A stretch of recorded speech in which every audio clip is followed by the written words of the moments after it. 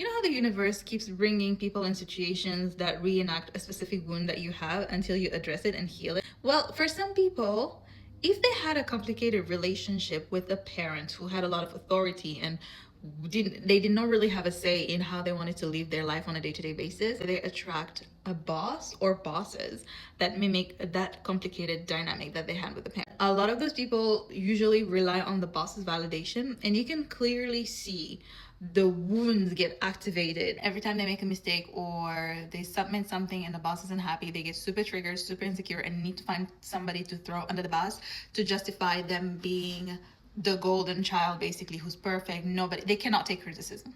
If they take criticism or something happens and the boss shows a disapproval or them not liking their work, they literally crumble because they cannot take the criticism. It's similar to their inner child receiving criticism from a parent whose approval they are starved for but never got it. Usually those people unfortunately find themselves on the receiving end of a boss who doesn't appreciate them as much as they are giving, but it's this twisted dynamic where the less acknowledgement they receive from the boss, the harder they try, and the more they keep being crushed under the weight of responsibilities, the more frustrated they get. But at the same time, the harder they try to get a congratulations or a good job or just receiving the validation. They're hungry for the validation of the boss, but unfortunately they usually attract those that will never give them that validation. So unless you heal that wound, you'll just keep finding yourself in circles where people who are in position of authority will never give you